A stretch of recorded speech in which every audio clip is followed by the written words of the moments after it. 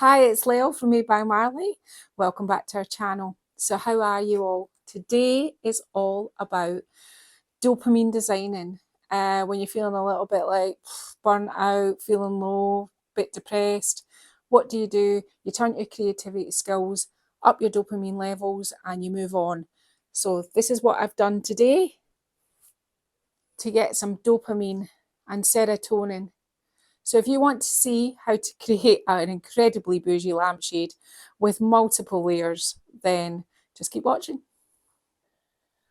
Okay, so what's today's video all about? Well, firstly, we are going to be doing a mixed media lampshade with everything on it. Why are we doing that? I get loads of questions all the time, or lots of comments from people who say the same thing. You really help my mental health, or watching you makes me feel so happy. What do you do when, I'll be honest, I didn't have a video for this week. Last week's was already pre-shot, but in last week's video, our dog, who we'd had for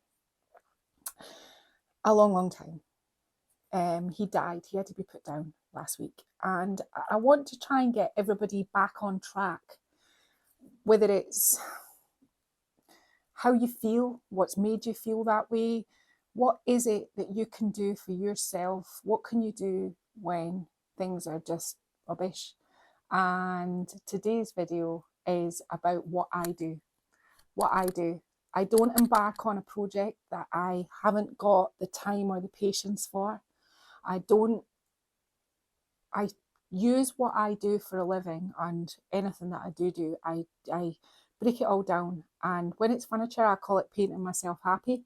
But when it's crafting and things like this is what is called dopamine designing. Dopamine is a chemical that's released into the brain that makes us happy. It can come from things like exercise, eating cake, I know about that one, going out in the sunshine, spending time with friends, having a glass of wine, going on a nice holiday, preparing for a nice holiday. But one of the main things that dopamine is rich, and you can call it dopamining if you want, you're mining for that good feeling, is those that are creative. And I wanted to show you what I do when basically it's tough and you think, oh, I can't seem to keep a single thing in my head. My dog dying was horrendous. And for those that aren't animals lovers, you can probably go, oh, it's a dog. But your dog becomes one of your family. And yes, he was a dog, but I also not that long ago had a family member die as well. So it's just that thing of what do you do? It doesn't need to be that somebody's died. It could just be that you're predisposed to not having the levels of dopamine in your system. So how do we find it? And today I am going to talk about doing all the things that really make you happy. So there is no plan for today either, which is fabulous, because when you're trying to make yourself feel better, there isn't really a plan. This is what I would do if there was no camera. And so I am going to do today for you, but there's a camera there of me. There'll be a lot of looking at things. There'll be a lot of, oh, that makes me feel good. And oh, look at this and look at that. I am going to create this lampshade in a mixed media style. Now, I have done lampshades like this, and I'm just about to show you one. This is one that I have done this week already. I'll twirl it around and let you have a good look. It's probably, I'm not kind of displaying this in an appropriate way, but this is me. This is all about the dopamine. This is what makes me happy. What did I do?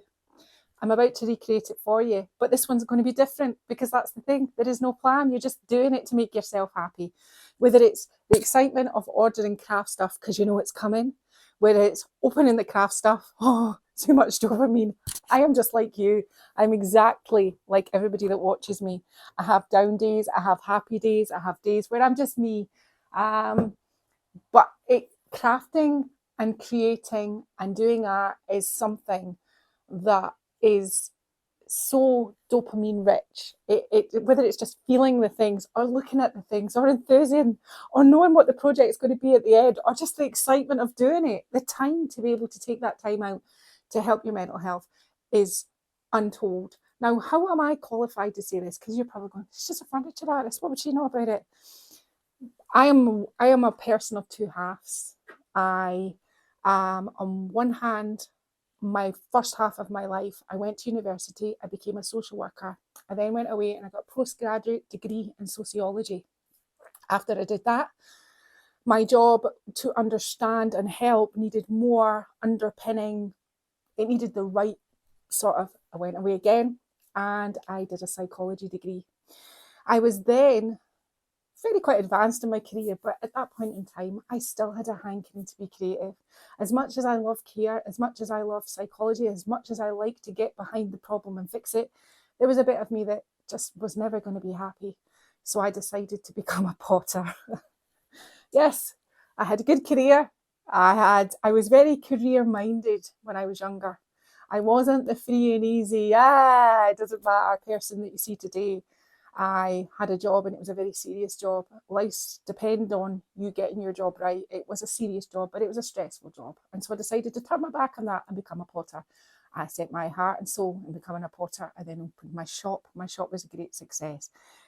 I have always been creative, and if you ever speak to Matt, and Matt never, you ever get a chance, Matt will tell you of all the things that I've made. I've always been creative. I've always liked design. I've always liked designing rooms. I've always liked art. I have immersed. I make dressing up costumes from scratch. I have done these things for years and years and years, even when I had a really tough job. When I moved to the Scottish borders, I started Clay, which was all about confident learning and achieving young people. Clay, you might sometimes see me wearing the sweatshirt. I worked in schools with hardest to reach those that had been victims of abuse and trauma and distress. And I worked creatively, running my own creative project, which was all about resilience and how to pick yourself up, how to feel better, how to get better. So when you watch me, you think, she's just an artist. And I am. And I'd much rather all my degrees were in art. Unfortunately, they're not. They're in a subject that I know a huge amount about.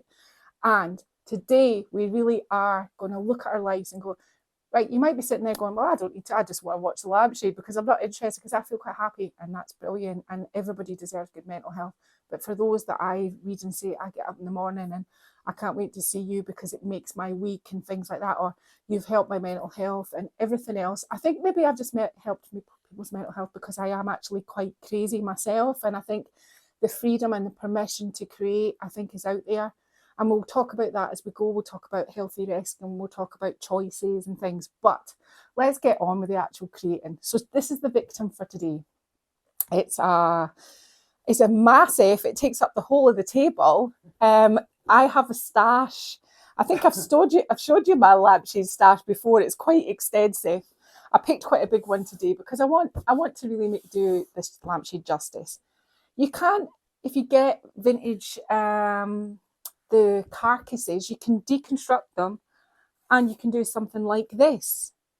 This is another lampshade I have done. This is one for staging.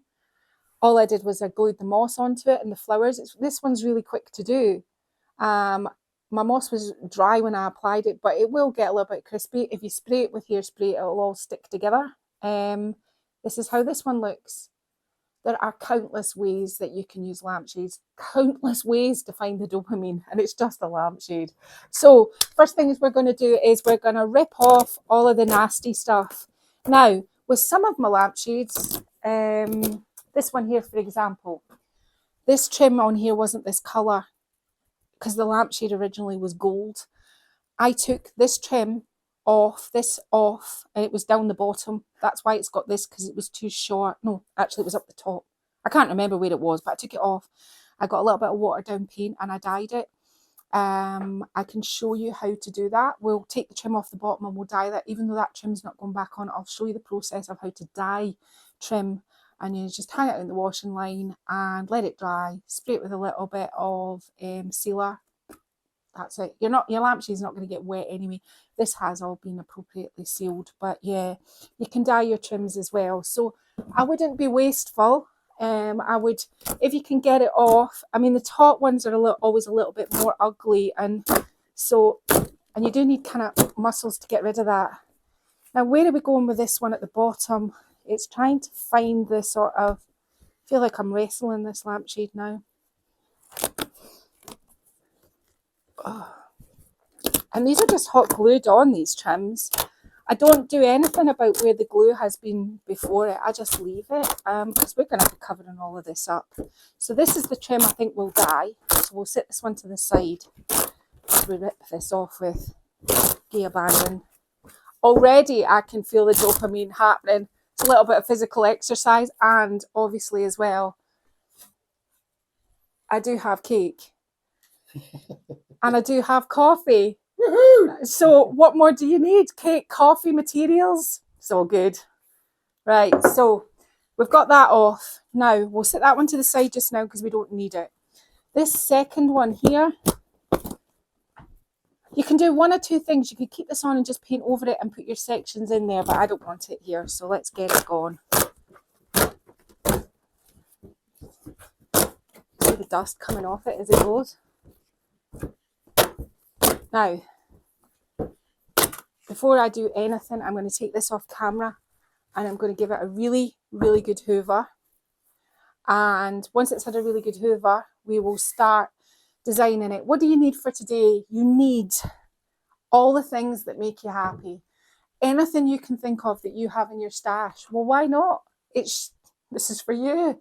This is making you happy. So you don't need permission for it to be pink with green and it doesn't match, or that going on there. That's not what this is about. This is about creating something that makes you happy. So on the table here, I have some of my own decoupage papers. I have some IOD transfers. I've got some IOD inlays, and I've got lots of other papers that I just have. You could use things like for your fussy cut pieces, which are the pieces that go over the top, you could use wallpaper. That wouldn't be too thick. But you could use napkins. If you have Made by Marley decoupage paper, of course, you could use that. Tissue paper. I mean, you name it. If you like the pattern, you could use other pieces of glued on fabrics. It's about building it all up in a mixed media way. As you can see with the one over here, I think you have to kind of know your sort of colour, your end goal colour. So when I started this, I thought my end goal colour, this that's been all stenciled over, was a sort of greeny blue that I mixed up. It's good if you kind of know your end colour, because that way you can kind of proceed with your sort of colours. So predominantly at the end of mine, I want mine to be as gaudy and gorgeous as I can. So I'm doing it hot pink. So my end game will be hot pink. So whatever I kind of choose, I have to be kind of thinking about that along the way. I'll go and hoover my lampshade. We'll get set up and we'll just start gluing, because it should hopefully be quite a quick process. But there's a few little kind of complicated steps, but we'll go and hoover the lampshade first. Put all your frippery parts, like your inlays, your transfers, any stencils or anything else. I lost this brush a minute ago, but I found it. Sorry, it's irrelevant to you, but to me it was like, where's that brush? I know, because I don't know, for some reason these ones didn't cut it. It had to be this one. Yeah, okay, so put all of the bits, the frippery top parts, because this has to be done in a way. It has to be done in a specific way. So have a good look, get all your papers and everything out. You don't need scissors for the first part, and look at what you've got. Now, if it's something that's like the flowers, keep those to the side, because we'll fussy cut those out and they can go over the top. So they can go to the side, and that nice carpet can go over. Now this looks to me like it's got potential. I don't know why that's in there right now. So I'm going to look at some. I've already kind of went through this twice. I think everything I've got on here has potential to be used. I want to cut that bird out. I've got some William Morris here, which I think, even though it's not got pink in it, I'm going to make it work. So you have to kind of understand how far you want painted, how far you want to come down with your paint and how much you want to decoupage. So I'm going to think about this sort of length here. Now, let me just show you. It isn't difficult, but it isn't also easy, because let me tell you, and because I'm working on dopamine and I'm pretending that this is just me normally crafting, I'm just throwing bits on the floor with Gay Abandon, because that's how I'm rolling today. You could, like, hang on, let me just 1 minute. Sorry, I should have had this ready. Just give me a minute. If I show you this, This has been decoupaged with my own decoupage paper. It was a solid, it was a solid shade. It was fabric, but it was solid, and I was able to put that on without a single wrinkle. There's not a wrinkle on this shade. It's just the way it is. However, when you do the big ones, these are fabric, and fabric moves. So when you go up close to this, you can see the wrinkles. And you know what? I don't care. I do not care that you can see wrinkles in that. You decoupaging onto fabric. It's a really hard thing to do. But what I've kind of worked out is, and I'm sure it makes common sense to some people, but it didn't make it to me. If I try to bend the paper going down this way, I get more wrinkles. But if I rip and go across each one of these sections this way, I get less. So you just need to start with your sort of overall kind of, get your pattern kind of organised. Think about separating your pattern out. If you've got some of this round here, you want it round there, maybe some here and some here. So I'm going to do something like this and go across this way, because this is what I'm saying. If you try and apply it down this way, because it's curved, it kind of incurs more wrinkles. If you're going across your shade this way, it has less. So we are going to, first of all, get our glue in I'm using Mod Podge today. It's a new Mod Podge. We're talking about dopamine. Doesn't that make me happy? It certainly does. Because my old one was really a bit yucky. Now, where is that brush? The brush that I made such a fuss over. This one. Oh, it doesn't, after all that, it doesn't even fit in the small jar. Oh. That's because I couldn't order any big ones. Yeah, right. So, I think you just have to have fun and be liberal with your glue. Oh, there's pink on my... What is it today? I'm just not having the best of days. Let's just set that one over at the side. I don't want pink glue in it. Try again for the third time. Oh, I cannot believe I think there's blue in this brush. I've just washed all my brushes. There is, look!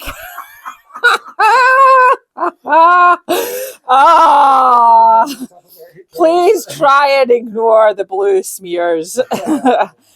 Oh, can you believe that? Thank you, Martin. If this was me by myself, I'd go, oh, I don't care. But really, I should be having nice clean brushes. I'm sorry, Martin. It's going to make me unhappy. I need a new brush. Let's try fourth time's a charm. I think this one's good. Right. Okay, so I don't want to go too far with my glue because I'm going to have to re-glue this because Mod Podge dries quite quickly, even in the stable. So let's just do something like this. I'm going to stick that to the side because my table's quite small and you can guarantee that I am going to spill it.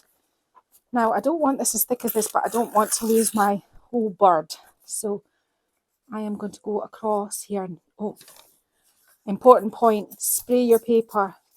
Now, if you're using tissue paper, you don't need to do this, but if you're using anything thicker or made by Marley paper, I would imagine you're probably going to have to spray it. Now, I've found just taking the time, and this is the thing about these sorts of crafts, he's got a wee bit of a wrinkle in his face, and if you do this, see where the shade is, and push that back down, you're always going to get a certain amount of wrinklage.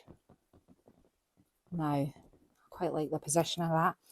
And you just literally go through all the papers that you have that make you happy. And this process is in itself, there's nothing taxing. You've not got anywhere to be. This is what you're doing. Today I am doing this.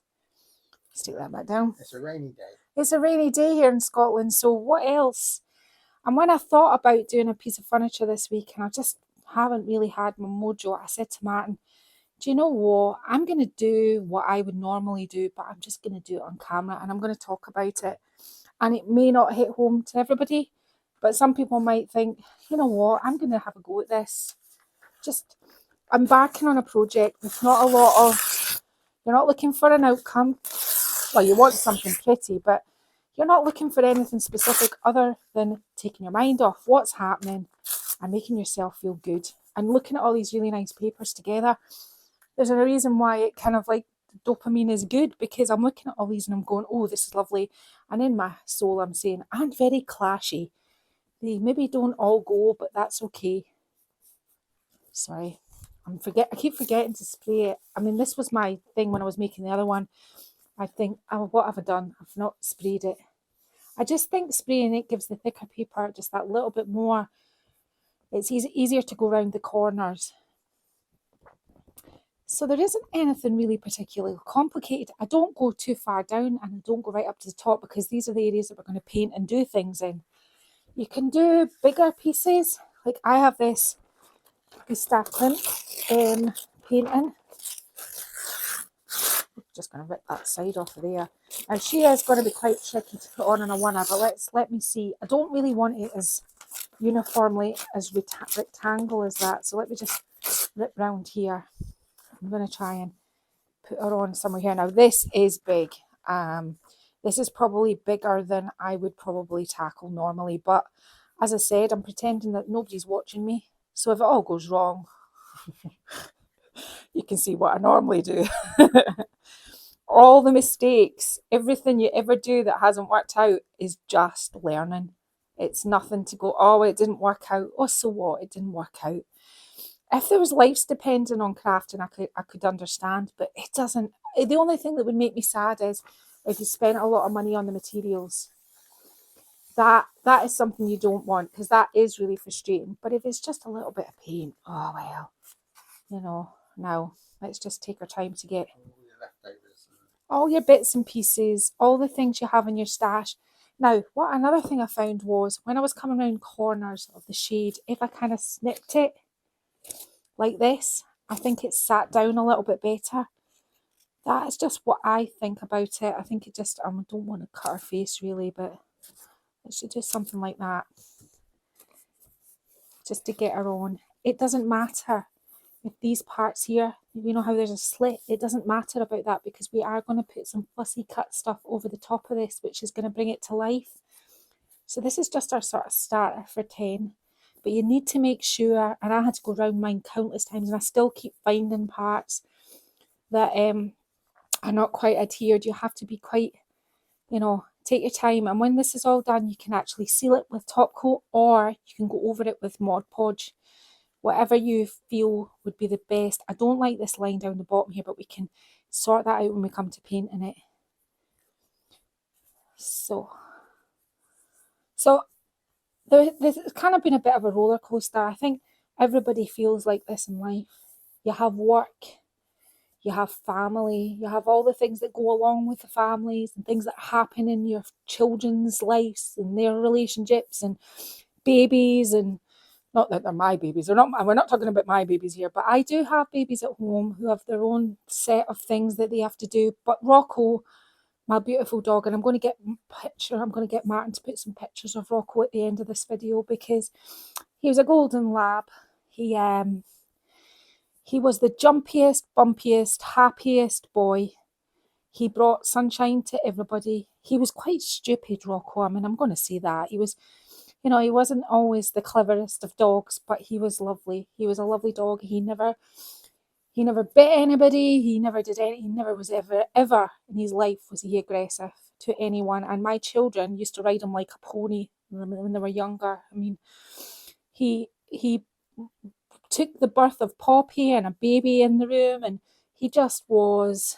And he left behind his little brother Eddie, who's a little Jack Russell. And I think we thought maybe Eddie would have problems. But to be honest with you, Eddie's living high in the hog. He's got his new therapy bed. He's got a place on a kitchen chair now. Now that Rocco's not there, he's not got the company. So we're kind of a bit more gentle with Eddie, because Eddie's an old dog as well.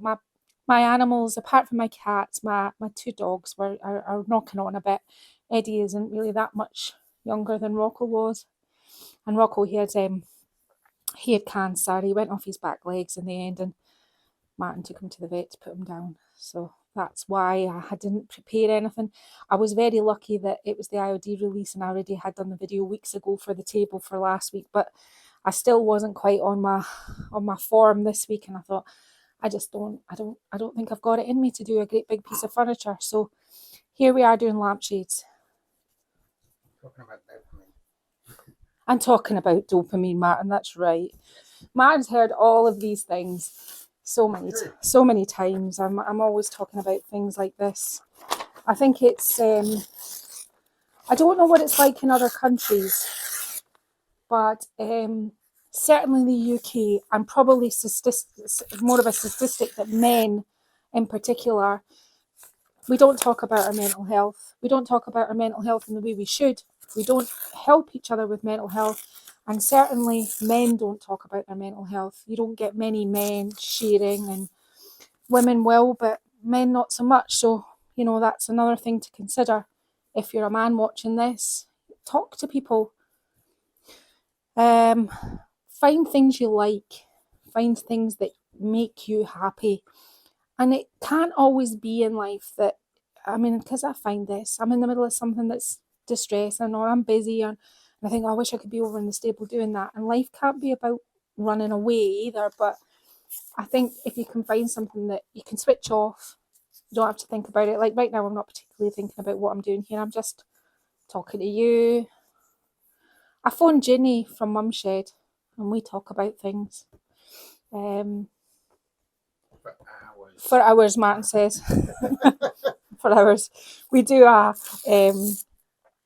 a kind of craft call on a Monday where I come over here and we ring each other, and we can be on the phone literally for hours till, like, I've known it to be 1 o'clock in the morning. We're still talking. We're normally talking about, we talk about creativity. We talk about what we're making. We show pictures to each other of what we're doing.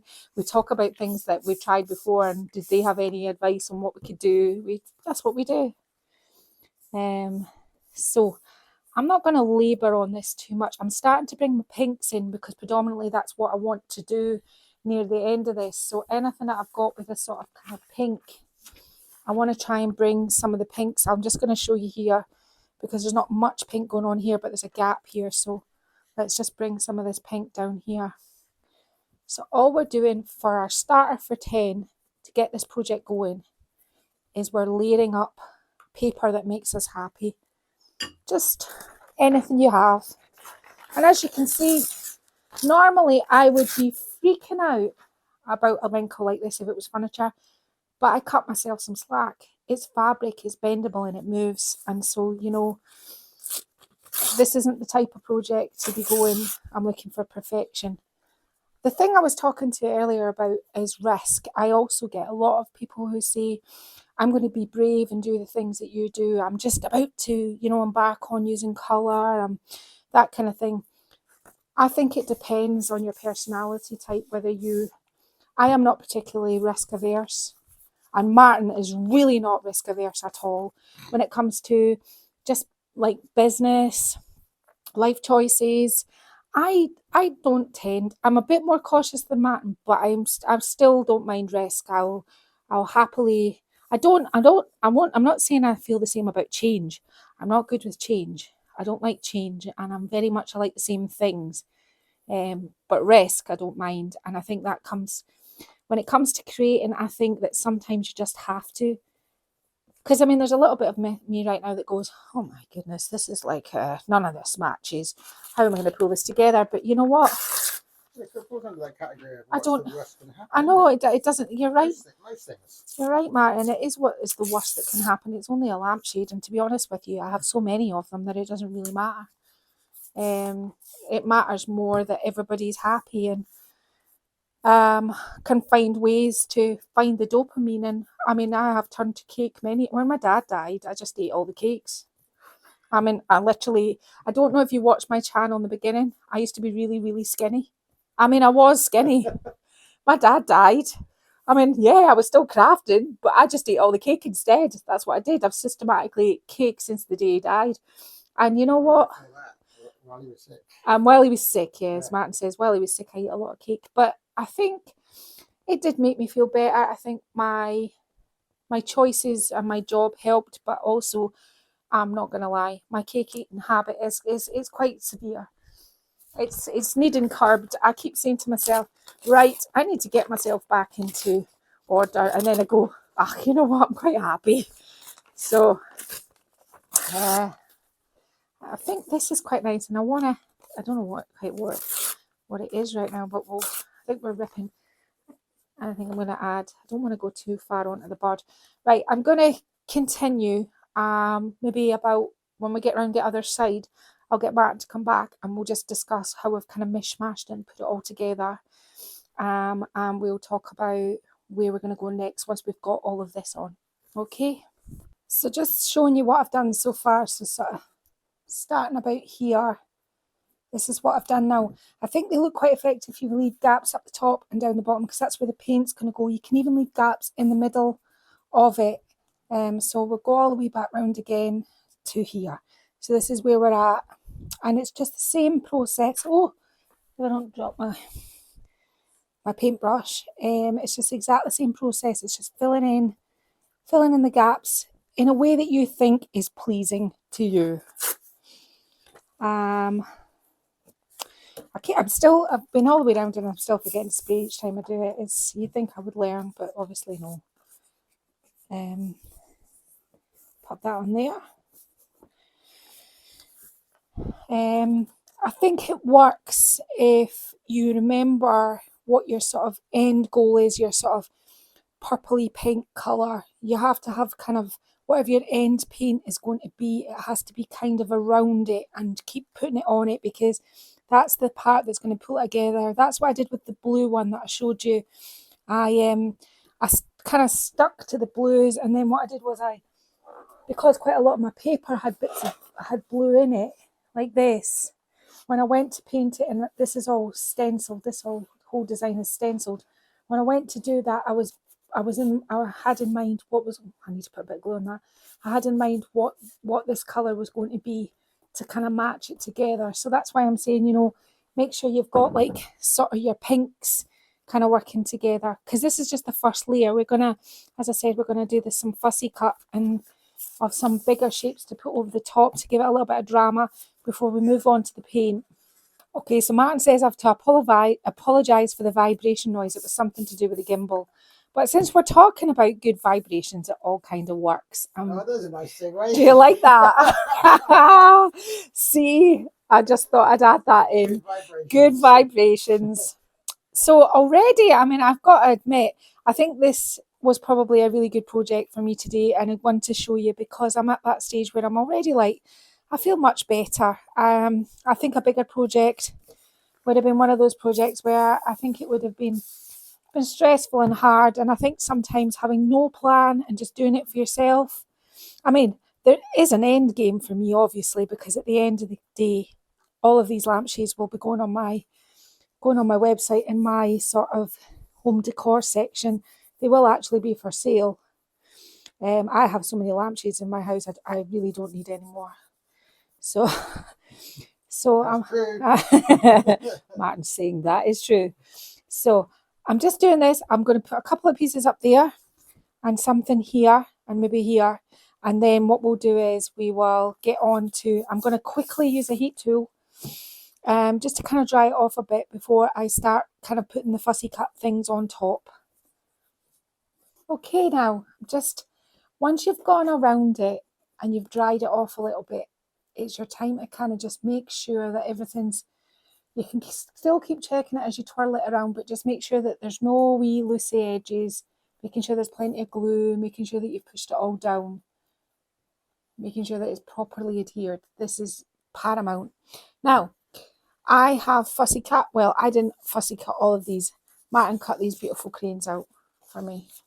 So I've got some cranes, I've got some of the flowers from the contrasting page of my own decoupage paper, Two Can Do It.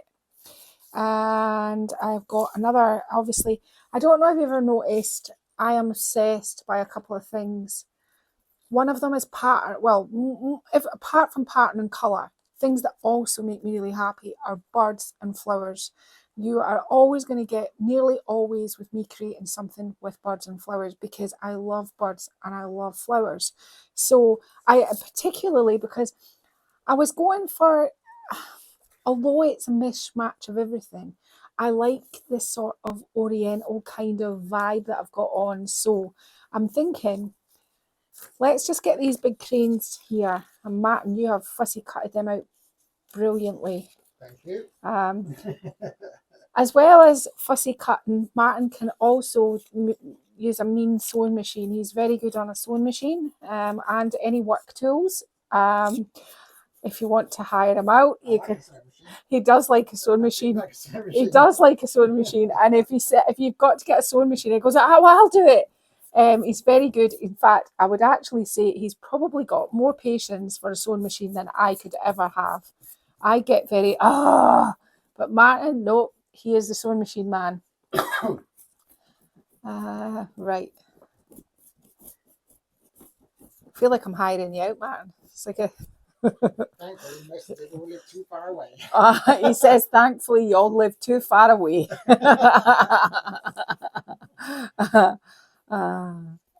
If not, Martin. Plus, I'm way too expensive. He says he's way too expensive. Can I say I'm going to put you on the website at an hourly rate? And obviously, I have to pay for shipping to get you there. First class tickets. He wants first class tickets for anybody that wants him. Oh, what would I do though? I'd be scuppered, eh? I'd have nobody to use the sewing machine. Oh, right. Okay. Back to dopamine. All of that banter, all of that joy is things that you need to seek out. If you're on your own as well and you've got nobody and you've got no company and you don't know what to do, go out for a walk, get a takeaway coffee, watch. I love nothing better than watching life go by. Do you know what I like best? I like it. I like to watch the world go by at Christmas time. I prefer to watch the world go by when I'm smugly have bought all my Christmas shopping. But either equally, I love to people watch when I'm out and about. I love all of that. So it's a good thing that I quite enjoy doing. What else do I enjoy doing that helps me? As I said, I love birds. I like being outdoors. I like to sit outdoors. I don't care what the weather's like. I don't particularly like the rain, but we have a summer house.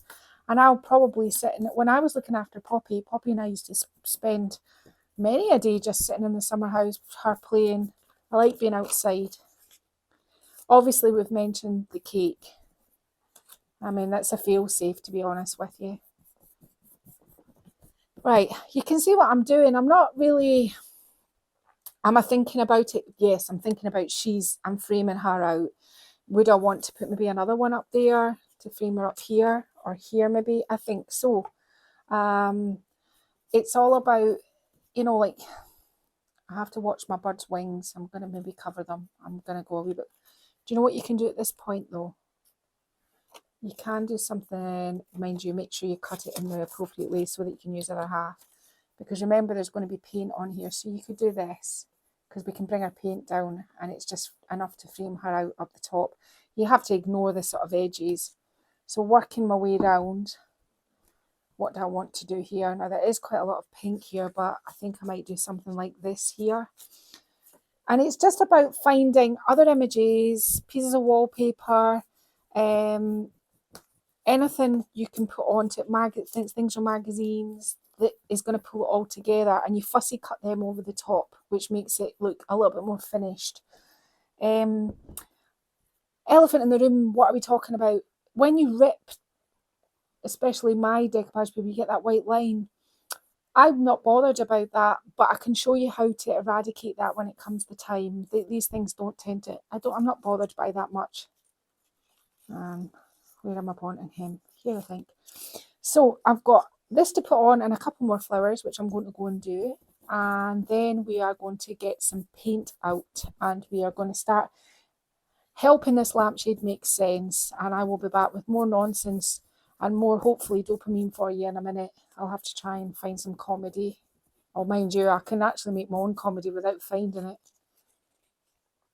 Put him here. We'll call him Boris. There we are. Boris is there. Right, I'll go and do this. I've kind of quickly run over with the heat tool, but it's not completely dry. Now I've got a pink in here. And again, with the happiness, this is my favourite colour. I just love cerise pink. I souped this one up for another project and it's got some sort of neon in it, so it's much brighter than normal, but we want to bring this back down and make it more of a burgundy, so I'm just going to put a wee squirt of navy into this and see. I just don't want it to be too dark. We're trying to make it sort of more of a purpley cerise. Just maybe another wee squeeze and that'll probably be enough. And this is Annie Sloan paint. It's Capri Pink.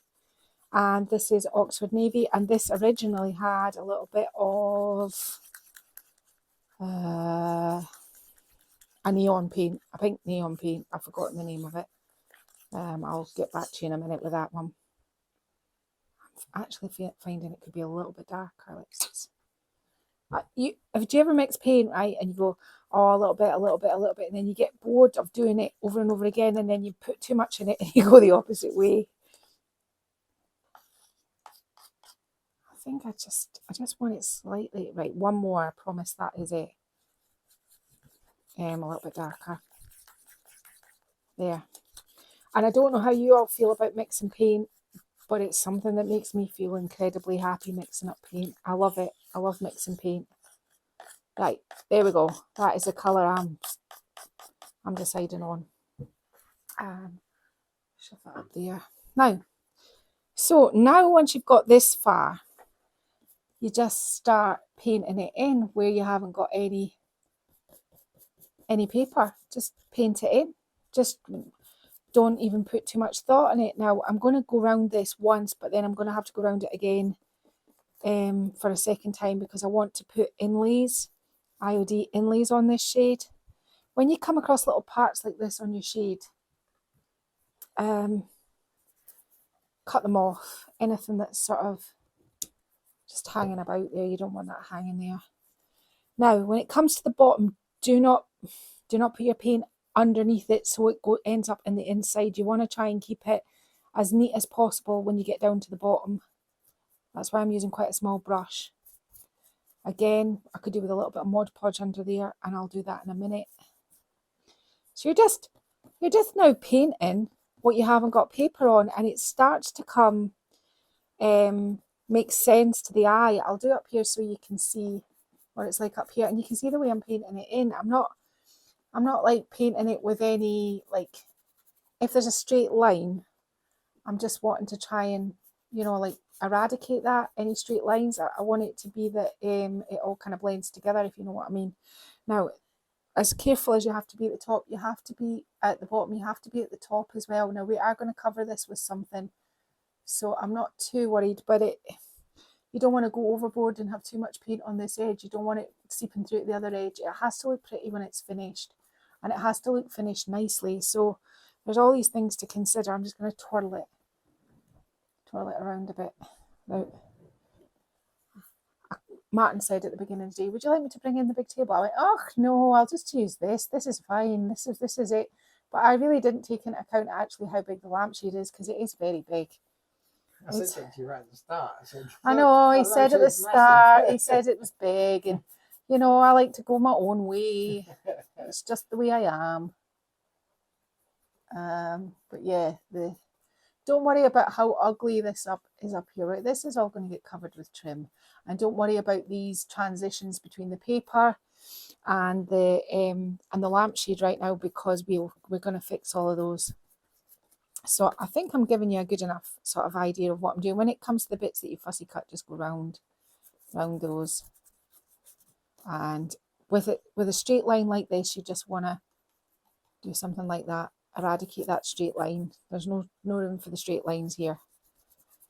Now, obviously, I understand by adding the pink, I've made it quite bright. And I don't want you to be put off and go, oh, do you know what? I don't want anything like that. Because really, this is what makes me happy. But if you want to do something like that, find all the papers, the muted colours, get some IOD stamps, stamp some tracing paper, stick that on it, make it, again, it's a wee bit kind of, I don't want all that hanging on there. I'm just going to do this. I should have maybe did this before I embarked on painting, but that's what trim's for. That's what trim's for, Matt, and you're right. Did you see what I did there? I was like a surgeon. Look, I could remove somebody's appendix with that motion.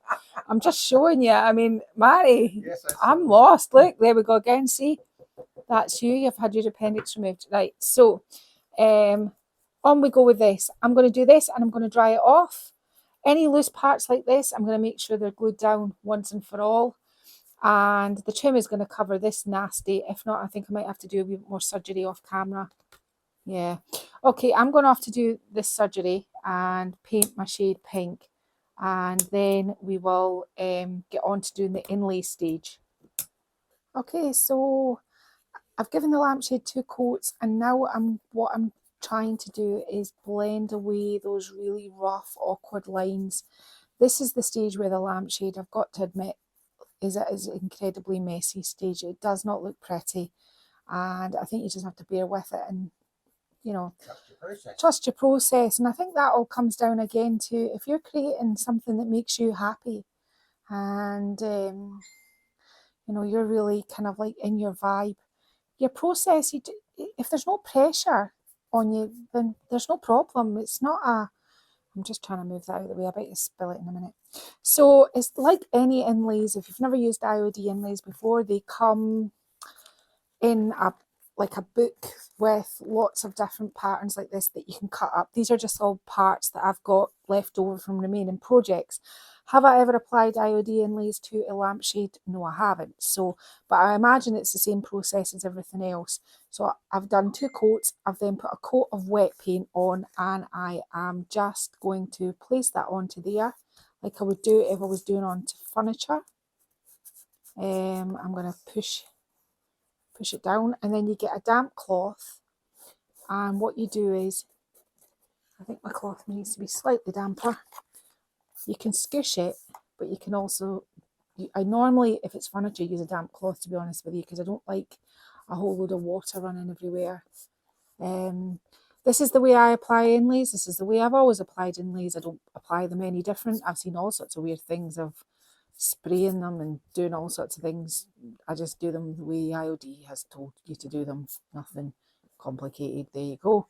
So I'm just going to go around the lampshade now, and anywhere where it's the hot pink, and there's quite big areas of the hot pink, I'm going to pick sections of inlays that I have left over from my sort of stash here, and I'm just going to add them to the purple paint. It'll give another layer of something. Now we may need to stencil depending how this all pans out, but I think we're in it to win it now. We're going with it. So actually, do you know what? I've got a bigger space up here. I'm going to, sorry Martin, give you whiplash there. You weren't sure where I was going to go. I think I blew your mind with my trim surgery. Right, okay, so making sure that you've got a good coat of paint when you apply inlays, but not too much, you'll make them smeary. You know, make sure that your surface you're applying has been covered in paint. Again, I'm wondering what way to do it. I think this way. Get your inlay and push it down onto the surface. Now, as I said, this is new territory for me. I've never done a lampshade with these, but I think that's okay. The water is just pushing it down and melding it to the surface. That's all that's doing. It's just making sure that you're putting, because inlays are live. Now, we will talk about that because we've put inlays on it. How we seal it is going to, I think we'll spray sealing it is probably better, only because then it stops any smearing, because the live paint underneath this when you remove the paper. So I'm going to get on. You can see me doing this, and I'm going to find big blank areas, and I'm going to apply the inlays to the blank areas. Okay, so I normally have really good success with inlays on furniture, but when I tend to do things like this, if it was furniture, I would just leave it. But I'm feeling a little bit like I couldn't be bothered to wait, so I heat it up with the heat tool, which I know is not the right answer. So let your inlays dry naturally. To bring them back off, you just spray them again. Like that. It isn't correct to heat things up to fast forward the process, and it's not something I would generally do, but since Well, we she's are. going to do it anyway. Yeah, I am. Since we're all about the dopamine today and I can't be bothered to wait, then we're just doing it this way. So you just gently pull off your inlays. Just gently. Now, just like that. Now, see if we can get the grip. Sometimes you don't quite wet the end right and you need to kind of like go back in just so you can pick it. Aha. Just needs a bit more water, this one. Got a pat. Pat always works, I think. Now again, pulling really gently. Now, as I said, do not heat your inlays up to pull them off. I'm just in a bit of a rush. Not in a rush, but I don't feel like hanging about and waiting. I just want the joy right now. So that's what I'm doing. And sometimes I don't think there's much wrong with that. Well, this is working, isn't it? This is working. It is Yeah, working. so if it wasn't, you would stop, wouldn't you? Marley's saying, so this is working, but if it wasn't working, you would stop. Well, I'm trying to recreate what it would be like if it was just me. So if it was just me, I would probably just forward on and do something over the top of it. If I'm honest. If it was a piece of furniture that I was selling, I wouldn't have done it in the first place. So I'm not so worried about it. And I think I'm trying to get this sort of message across that you shouldn't really be worrying about these things. Some comes off, I think, better than others. I think it also kind of depends on your sort of surface area. I mean, I'm going to have to kind of re-wet that one there because this one's still a wee bit sticky for some reason. It's just having a wee sticky moment. Now, you have to try and prevent it dripping. I dropped my cloth there. You have to prevent it dripping down onto the rest of your inlays because remember, as I said, they're live. They will smear. Yeah, it's just a little bit of time to get that off. Oh, that's it. That's it. I'll just want to go back and get this piece. Just bear with me while I just get rid of that set. There. So that's that. So I'm going to go round and I'm going to do exactly what I'm currently doing, picking off. See, there's another piece of paper there. Just see that? And you don't want that left at the end of the day. You do not want that ruining the finish. Now, once we've pulled the inlays off, and we'll get to this in a minute, there are areas like that, here, for example. Can you see this? Can you see this area? Yeah. This is not sellable. So we need to find out. They're not all like this. This here's smooth. There's a couple of pieces when you do things like this that this is not going to be acceptable. So we're going to put some transfers over the top of there. We're just going to keep on going. Martin's thinking, she told me this would be half an hour's work. Okay. Never. Never. Never is. So I'll just gently go around and unpick these from my furniture, see, I'm so used to furniture. It's furniture I'm dealing with of my lampshade.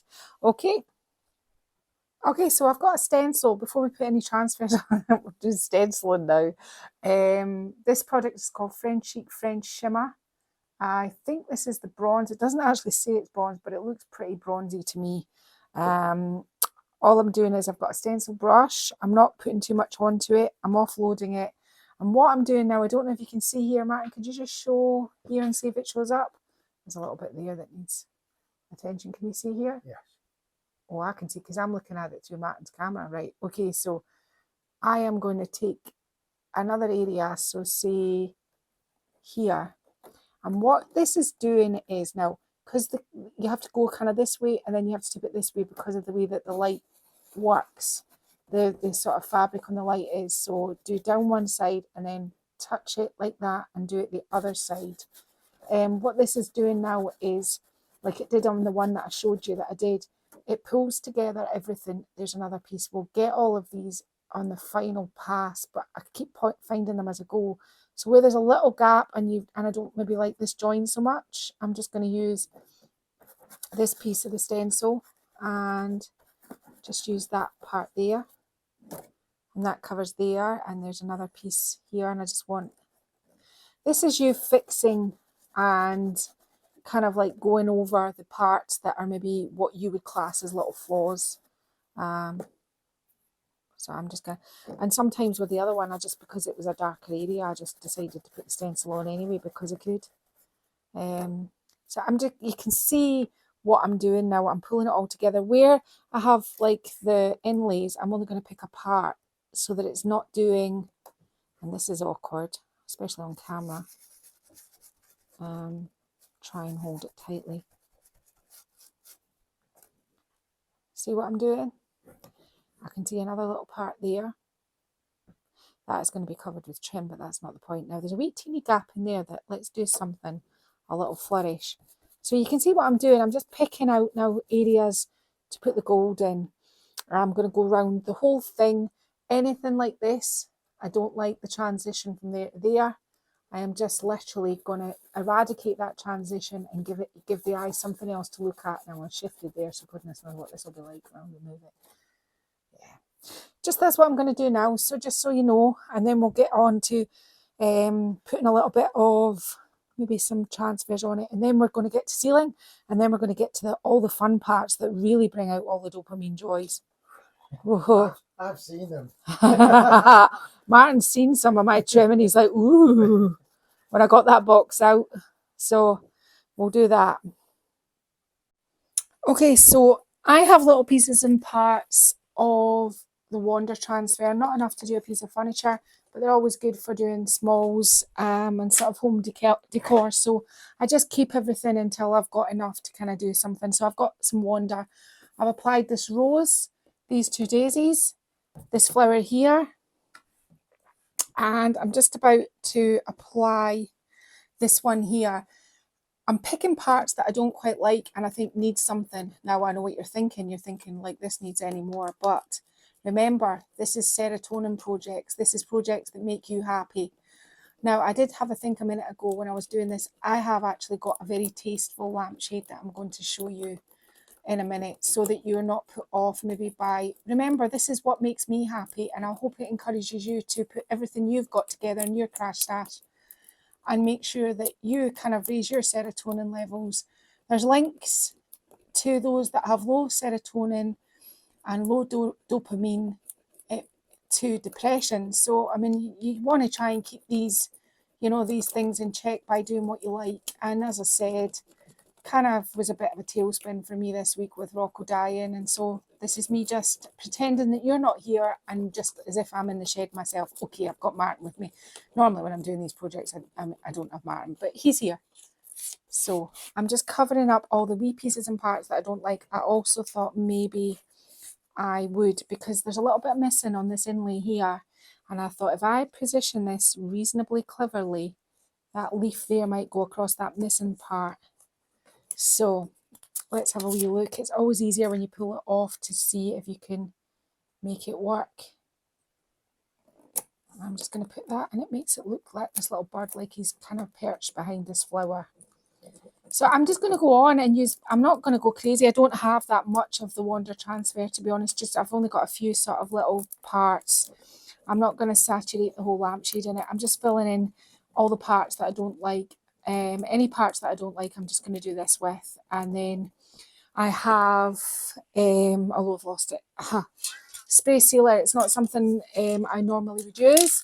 However, because I've got the live inlays, I could gently go over it. I could gently wax it. I could do gently lots of things, but it's all about making me happy today. So I'm just going to take it over to the summer house where I can spray it to my heart's content, let it dry, and then we'll come back and we'll get all the joy and all the happiness at looking at trimmings. Because let's face it, if you are creative, looking at things and looking at things in your craft stash is just as exciting sometimes as making the things.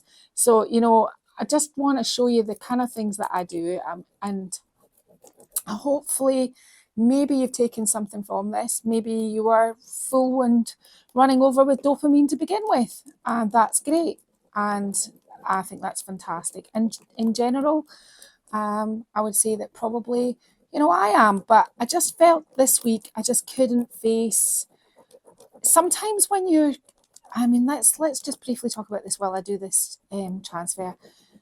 If you do this as a day job, a day in, day out job, and you are a creative day in, day out, no matter how good you are, no matter how much you have as many ideas, you do suffer from a little bit of burnout. You do. You can't help it. You kind of get a block. You think, oh, what can I do different? Or I need to look at this. And I get caught up quite often in research and things.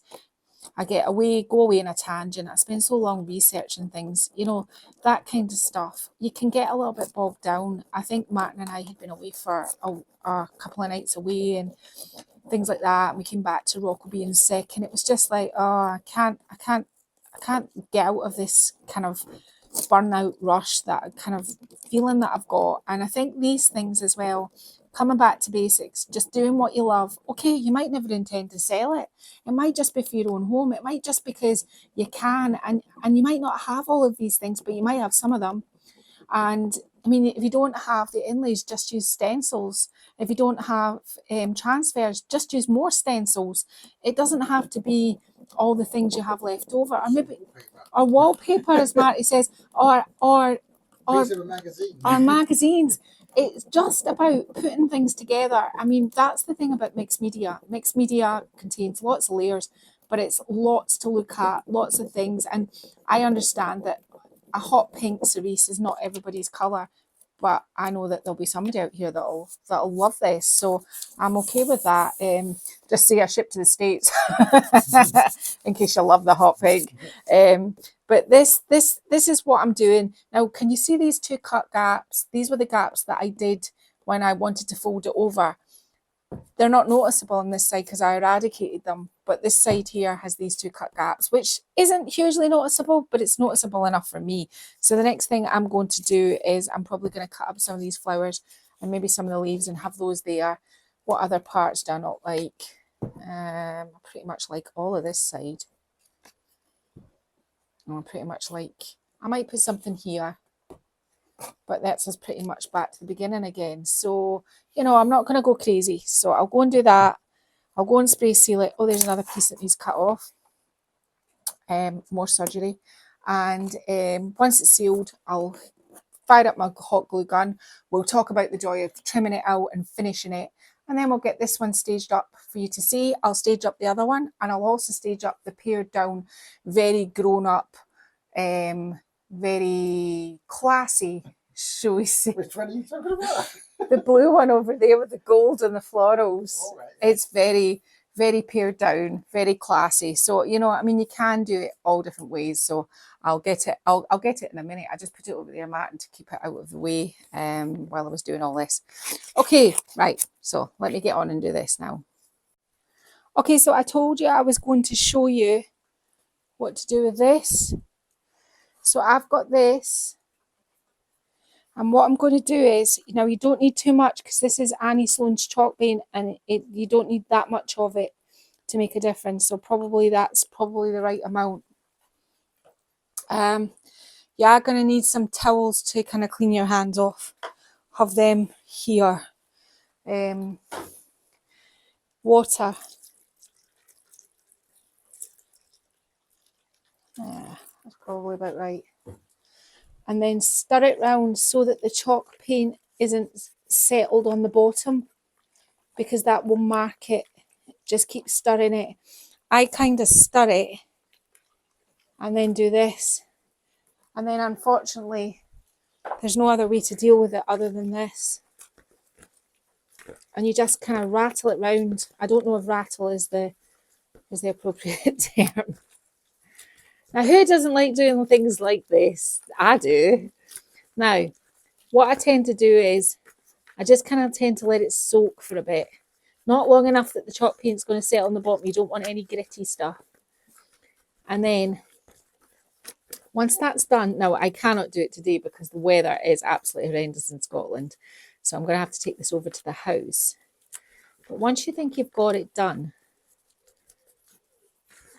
I just give it a right good squeeze out. And it's already changed the colour. Can you see that? It's purple now.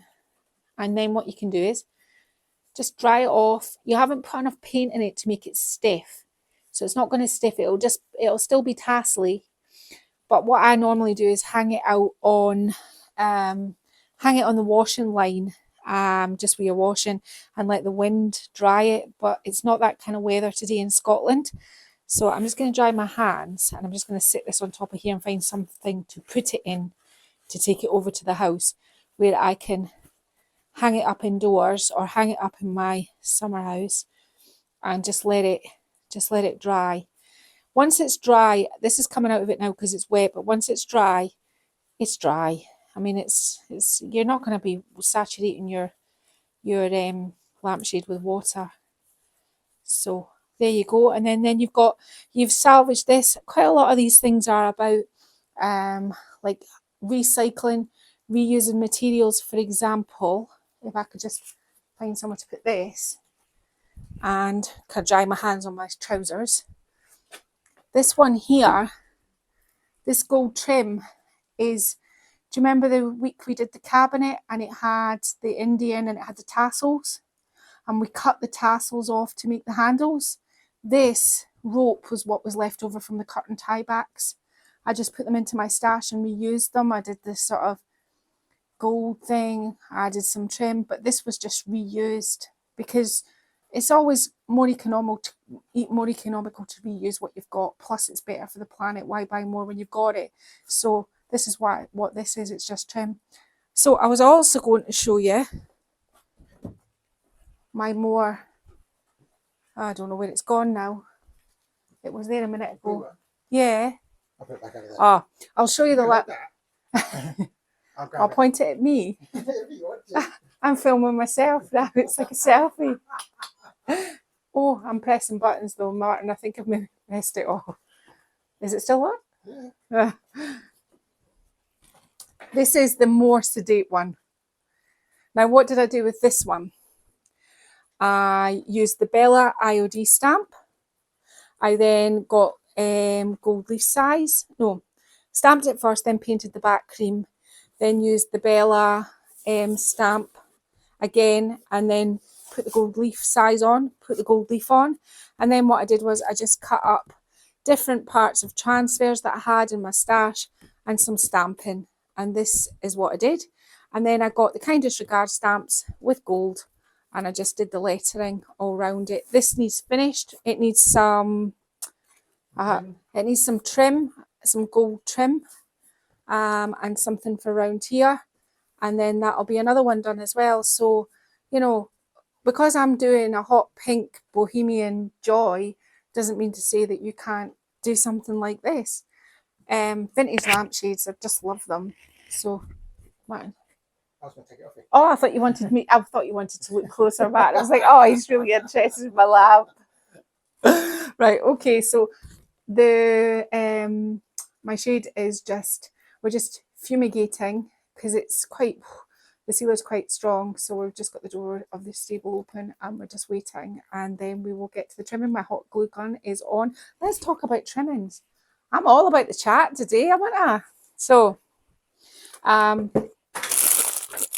some of these are things that have came off other things. This is just some of what I have, but I think I'm going to you've seen me use this one before. This is a really good one. I think I'm going to use this on the top. These are all upcycled from other projects. There is one currently hanging out in the washing line that I think I've dyed. I dyed it yesterday. This is quite a nice bohemian one, isn't it? However, this is the one that is going on the lampshade that we've got, these great big tassels. So that's going to be the bottom, that's going to be the top. And if I have enough of this, I'll do the double band at the bottom. But if not, where did I see it earlier? I had something else. I mean, I've even got this, but that would be a little bit much, wouldn't it? I have other sorts of trim that I could put round if I don't have enough of this. So these will be the two that I'll be using on the lampshade. So I'll just go and get set up. I'll get rid of my painty water. If you want to dye anything else, I would just keep a hold of this water. I've got one over here on the go. This was one that I dyed yellowy green.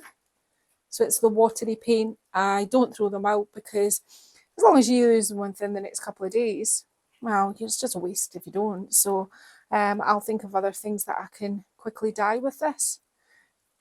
Upcycling and dopamine. It's all good.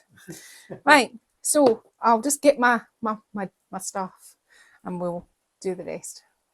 Okay, so I'm whispering. I always whisper when I have to concentrate. I'm doing a sort of do it really slowly sort of approach to this.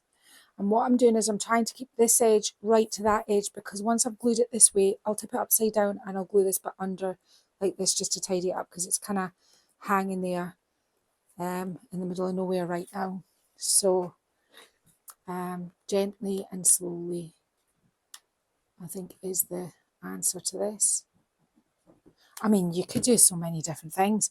You could add feathers and buttons and, oh, I mean, you could really go to town. I have feathers and buttons over in my other craft room. Yes, I do have to. Yeah, that's shameless. There we go. I tend to keep furniture-related stuff in the stable, and any sort of craft-related things I put over in the house. And then what happens is every so often I have a mad moment, I bring it all over here, and then I forget to take it back. So some things migrate here. So this is just about taking your time. Do you know what? I'm not a crafter the way I used to be, but see, oh, glue gun strands, just, they drive me insane. Yeah. So I hope you've enjoyed this video today. For those that are new and if this is your first video you ever watch, you'll be thinking, well, what's she talking about? But it's just that it really is a sort of, mental health is such a topical conversation that people don't talk about. And whether you've got problems with your health or your family, or anything, I think it can bring you down. And so everybody is looking for ways to make themselves happier. And the dopamine, the happy hormone, is one of the ways that if you find something you like. When I was younger, I was a swimmer and I used to love to swim. Swimming was definitely my thing that made me feel, if I went to the pool now, I'd sink, or they'd think there was a whale in the water. I'm not quite sure, either or. It's not good. That's the cake thing again. You can't have it always. Right, so I'm going to get on and do just round to here. I'll flip it over and then we'll come back while I'm just gluing under there, and then we'll get to the bottom half. So Martin had to take our son to work. So I just glued it underneath, but all I did was flip it round and then just glue this edge to the lamp base. That's all I did. So flipping it back over just so you can see what that looks like. I have measured and counted, although it was my sort of measuring and counting. I think there's enough to go. I want to do this bit now. So I'm going to start, and it's going to go, yeah, to here, and then I need to twirl it and then go up round here. So there's no time like the present. Let's just go for it. I'm going to have a little bit of an overhang before I start, I think, right now. Let's just make sure that I follow this.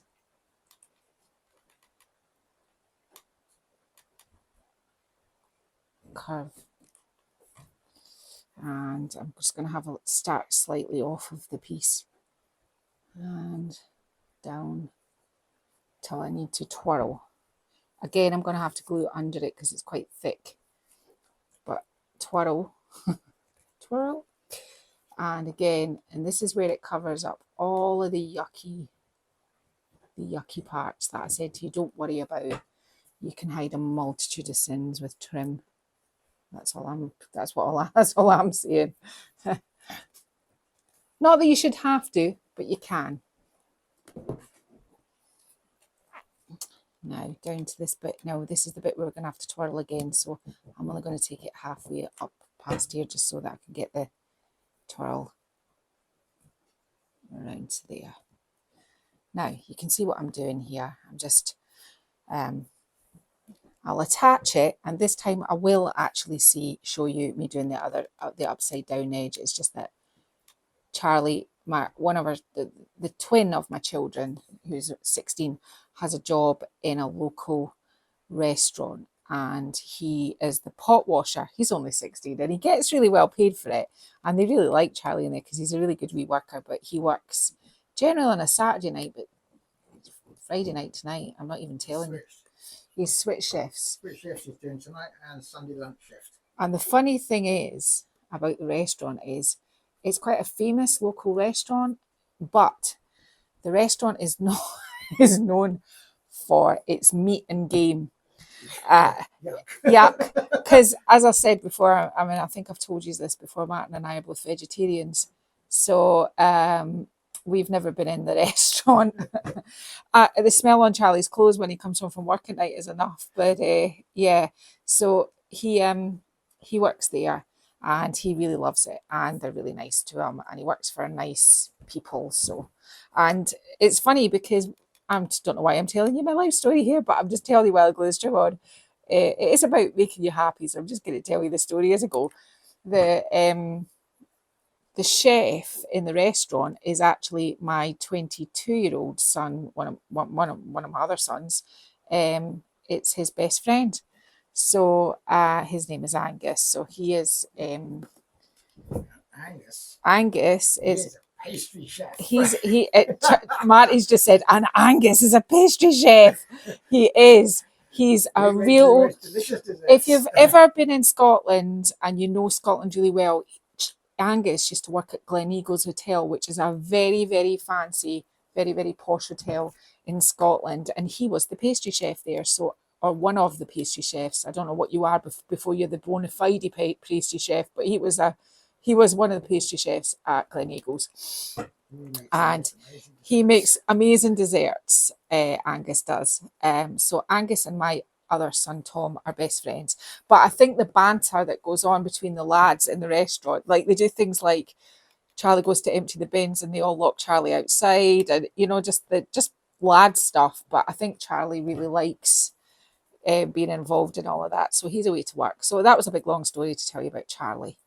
My other daughter, Daisy. Why you didn't get to see the trim. And I'll just tell you about Daisy. Daisy is the other twin. She doesn't have a job. But she has the bank of dad, and she's shameless with Martin. However, very, very soon, because I have just so much social media, I don't know if you follow me. I know your followers on YouTube, but I also have obviously my other social media. So I've got my Instagram account. Oh, that's probably one of my other children ringing. I have my Instagram account and I have my Facebook account, and they okay, I'm just going to keep on talking. So Daisy is going to be looking after the social medias very soon. So because it's just for me to reply to just about everybody all of the time.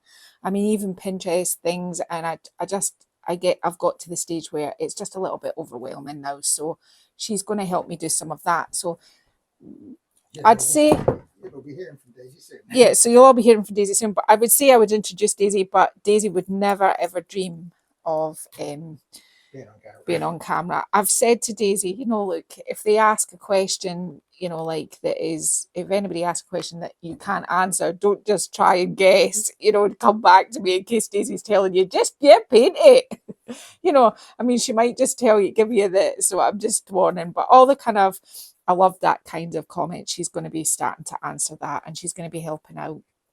And probably at the beginning of the new year, our son-in-law is hopefully going to come and work for us too. So it's moving on a pace. Martin, can I just flip it? I've just made them watch the whole thing now because I'm that busy. I'm not usually such a sharer. I don't mind sharing information about creativeness, but I don't normally share about my kids or what they're up to. My other daughter, obviously, she's on maternity leave, and yeah, there's quite a lot of them all. They're all busy. Now, since this is flipped up, I'm just going to run the band of glue in here like that. And then I'm going to use this transfer stick just to push it down, just because you don't want to be getting your little handies burnt. That would not be dopamine happy. Yeah, so I'm going to glue this on now. And we are nearly at the pièce de résistance, which is the tassels at the bottom. And then once we've done that, we'll get this staged up and I can go and eat cake. So this is when it gets tricky. Where do you put things like this? I just put them on my stool. And then that way you can twirl it around as you go, because you need the length. You can't do it on a tabletop because you need the length for the tassels. So again, I'm just going to kind of discount that a little bit there. So let's go again.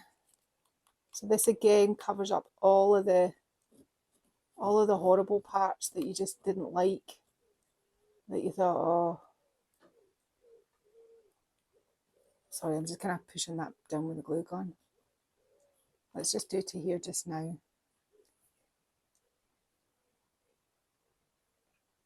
Oh, I can see a wee spider, like. Oh. Now. Oh no, he's in there now, is he? No, it's very clear. Right. How am I doing this? Am I going over? I think I might go over because I think I might put something on here, but I don't know what it is. Right now, so let's just go down to this edge. So what I'm doing now is I'm just trying to do it with precision. I mean, I know me and that word doesn't maybe always coexist, but I just want to make sure that nothing horrible is still in view here from the previous glue. I've tried picking off the glue before and it damages the lamp. So it's probably better. I don't like in there. I'll deal with that in a minute. Across here. So I'm just going to get on and I'm going to do the tassels. And then we'll find something for these nice, to make these little edges nicer. And we'll nearly be done. Very, very nearly done. Okay, so I've got some of this trim. Some of it is easier to cut up than others. There's just a little green part that's holding it together, like there's one there. And what I'm doing is I'm just cutting these up because what I'm going to do is I'm going to hot glue one here and one here all the way around, just to finish it off, because I don't like the join that goes over there and I don't like this part here. And this adds a sort of a whole element of cuteness, and I mean, feel free if it's you at home to stop, but I can't. And the thing is, I think it just adds to it, and you know, there'll be somebody who will love this out there in the world and think this is the bougiest looking lampshade they've ever seen. I haven't taken the string off the bottom of the tassels yet, only because I want to get the hot glue gun and I want to get the heat tool, and I want to blow over with heat to kind of dissipate some of these glue strands which drive me insane. So I'm going to go off and do this now, and the next time you see this beauty, it will be staged. I really feel I should go, ta-da! Oh, look at the bouginess on this. It's a triumph. I love it. Today wasn't necessarily about doing things that maybe would appeal to anybody else other than me. And I hope that this translates to you, that when you create, and you're creating for a reason to make yourself feel a little bit brighter, a little bit happier, then it is truly your creation. Yeah, I'm going to sell this, but that wasn't what it was about. Today was really about doing what I would do on my downtime, and Martin filming me, really. So sorry there's not a piece of furniture, but I hope you can take lots of different things from this. Remember, when you're doing a mixed media piece, it's all about the layers. It's all about the interest. You need to have focal points and things merging, faces, animals, pattern, colours, layers on top of that, stenciling, inlays, all of the things that build up interest. Is this a difficult thing to do on a lampshade? No, you saw what I did. It's just putting on decoupage paper and putting on some inlays, painting it, putting some trim on, getting all the good things out, getting all the things that make you feel happy, get them all out, play with them. For those that have all these things and they say, I've not used them yet, I'm like, what? I get messages all the time. I haven't used it. Why not? I use everything all of the time. There is nothing. I mean, I have a bit of a, oh, I'll keep that for later if it's something of, one thing or another. But in general, if I have a craft stash, I use it and I use it all. So get it all out. Don't be scared. Don't be scared of colour. But if you do fear colour, do for a much more pared down version. So I feel so much better. I think I've had a laugh with Martin in the shed today. I'm going to get Martin to post some pictures of my darling Rocco at the end of this video. I hope you've really enjoyed it. We'll be back next Sunday. Please don't forget to like it, share it, especially for those that you think maybe are struggling with their mental health. Don't forget to subscribe. That is the one. It's the most important one, which I always forget. Don't forget to subscribe. And the lovely Martin, say hello. Hello. The lovely Martin and I will be back next Sunday, and it will be back to just bog standard furniture with me kind of grunting on occasions.